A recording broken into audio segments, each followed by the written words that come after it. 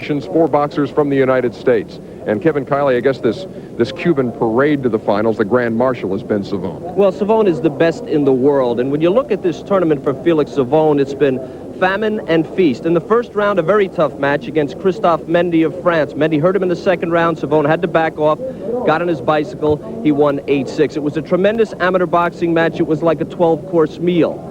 Well, if that was a 12-course meal, then the second round was a midnight snack. Savon comes out in the first round, pops Per Mueller with a right, it's over. So what is the formula? If you're going to beat a Cuban, you must do what? Well, let's look at the 2 losses. At 132 pounds, Hurtado of Cuba lost in the first round. The super heavyweight, Enrique, also lost in the first round. Hurtado was in a match where the Russian would not chase him. He waited for Hurtado to come in. He was able to beat him up. He outpointed him. Mahone against Enrique, Mahone being an American, well, he went to the body. He got beaten up early, Mahone did, but he was able to wear down the Cuban, knock him out in that final round. If Sergey Marchelov is going to beat Felix Savon, he's going to have to be aggressive, he's going to have to be patient, and he's going to have to be lucky.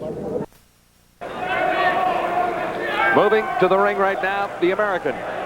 The second American on the card, Michael Bentt from Cambridge Heights, New York, and he takes on Felix Savon from Cuba, another gold medalist from the Pan American Games. 91 kilos, ladies and gentlemen, the heavyweight division. And in the red corner from the United States, Michael Bentt. That's what you'd say, though. Oh, yeah. His opponent in the blue corner from Cuba, Felix Savon. Well, we may still be a little confused, but let's check out the tail of the tape. Bentt, 21 years old, Savon, 19. The height, 6'5" for Savon, 6'2" for Bentt. Weight dead on at 201. And the record, 75-7 for Bentt, 98-9 for the Cuban, Felix Savon.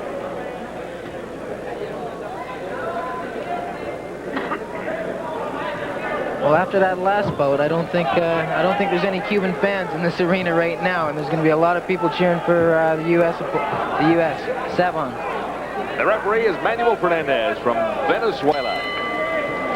The big guys are in, the heavyweights, 91 kilograms, over 201 pounds, under 201 pounds.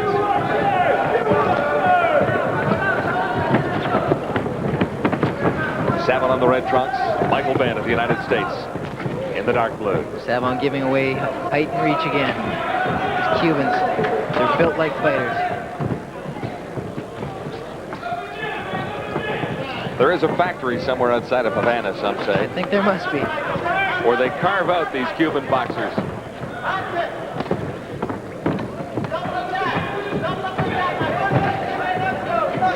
And it looks like they all go to the Teofilo Stevenson School of Boxing as well. You know, it has been a long time.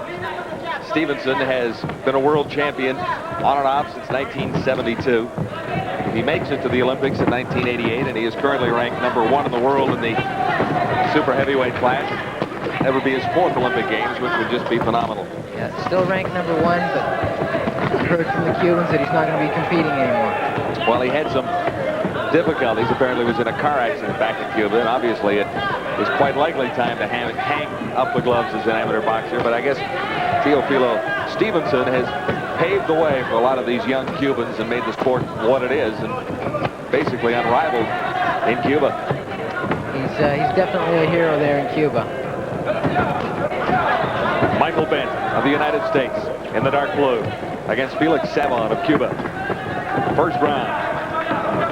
A heavyweight confrontation at the OB North American Amateur Boxing Championships.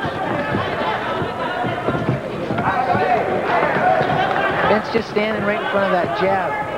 He's got a bob and weave and try and slip inside the jab and throw the left hook.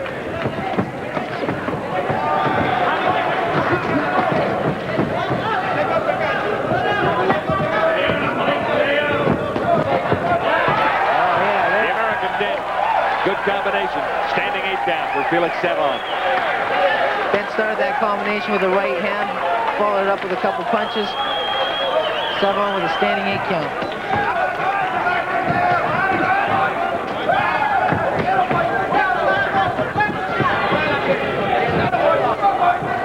Savon was controlling the round up to that point. Maybe it'll spur Bentt on a bit.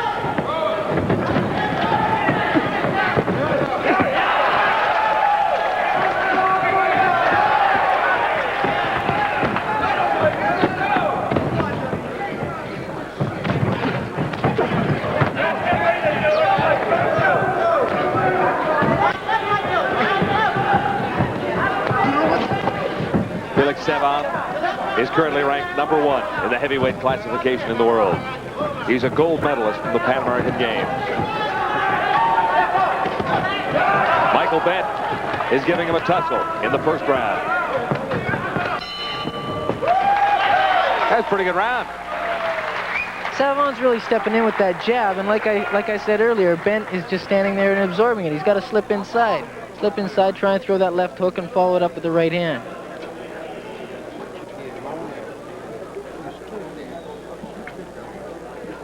This is what set up the standing 8 count, the result of that flurry by Michael Bentt. Looked like he started that out with the right hand and followed it up with a couple punches, which kind of made the referee step in for the standing 8 count. Get inside. All inside. Okay, all right, thank you. Don't worry about it, don't worry about it. Let's double up there. Chest and everything off the chest. Let's work, baby. All right. Don't get lax. Don't get lazy. Okay. He's coming out hard. Keep him going back. Keep the pressure on him. All right. Beautiful run. All right, let's get it.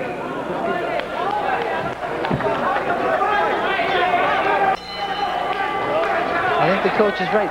Bentt tends to be lazy a little bit.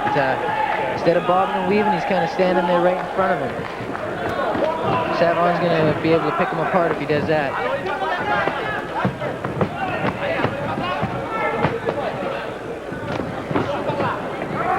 Cuban style of boxing against an American brawler in some ways in Michael Bentt.